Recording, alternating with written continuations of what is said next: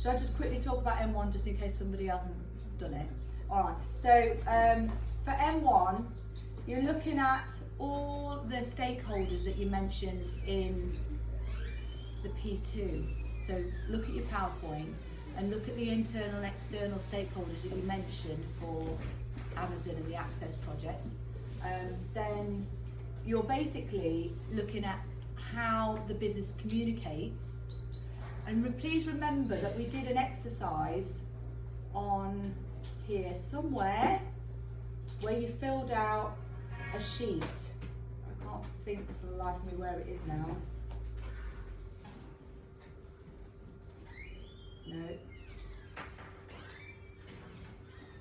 There's a sheet somewhere with lots of tables on it that you filled out with lots of different communication methods, some things that were different that you'd not thought about. So like podcasts and other things like conference meetings and things like that. So what you've got to do is say how you think the businesses will communicate with their stakeholders and whether that is effective or not, and how it helps to build a relationship with whoever the business is talking to. So if it's in between shareholders, that might be reports, it might be video conferencing, and how does that help build the relationship?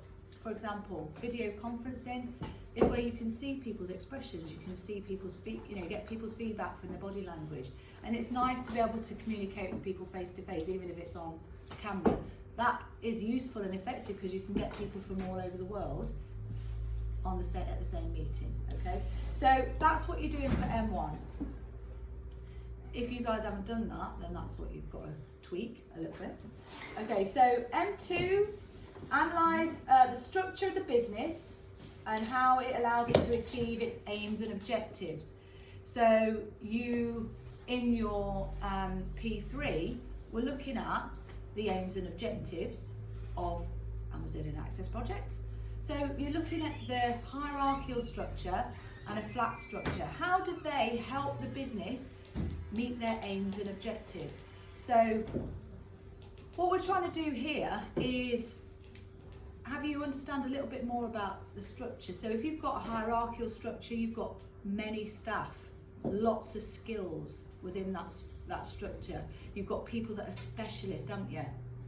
And you've got lots of layers of management that actually can help make a decision that's right for the business. So you can talk about how that, you've got experts that help meet their aims and objectives. So you need to probably mention, have a look at the aims and objectives again and just and quote them.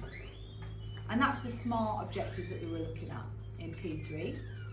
And the same thing for the flat structure. So you're looking at advantages and disadvantages of those structures and how they help those two businesses meet their aims and objectives. So looking at the aims and objectives, make sure you've written about those and just refer to the aims and objectives of the two businesses that you've put in your P3 display.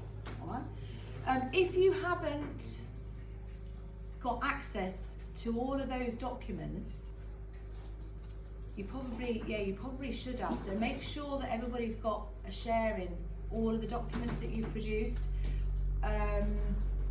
What I've asked one of the other teams to do is when you've finished your poster, take a picture of that poster. So everybody probably should do that, and then upload at least one to the Google Classroom.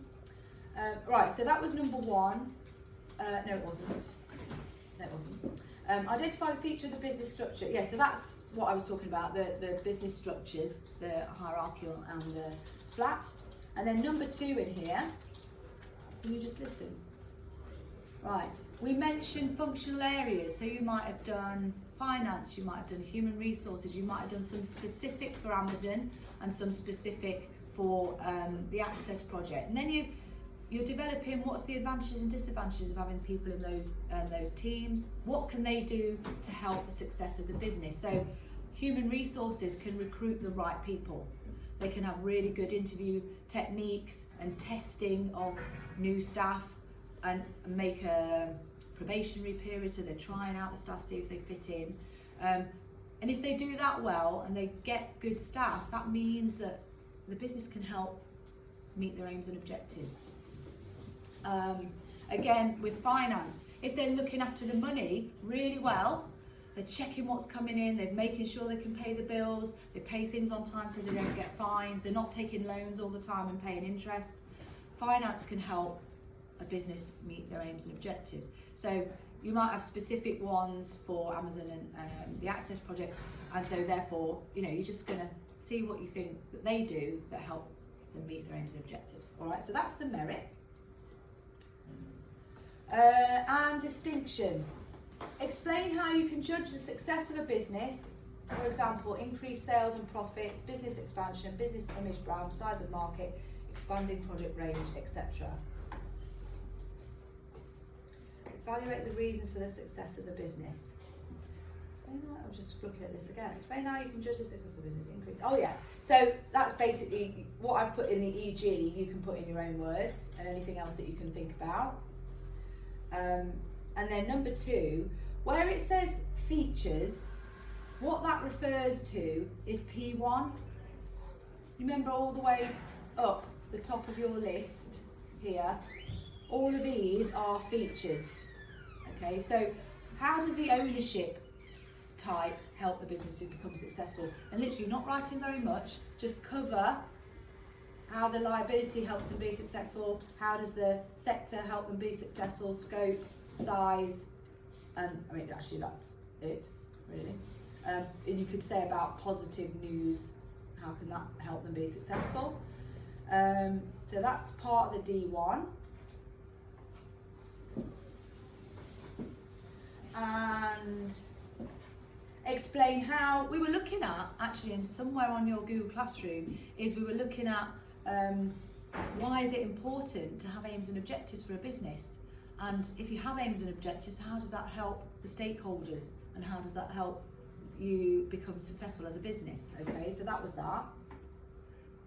And the last one is, literally as it says, evaluate how the relationship and communication with stakeholders, so everything from the M2 that you've done, how it supports and enables a business achieving the aims and objectives. So if you're really good with your stakeholders, you communicate really well, you build relationships, that's only going to help your business grow. All right, that was it.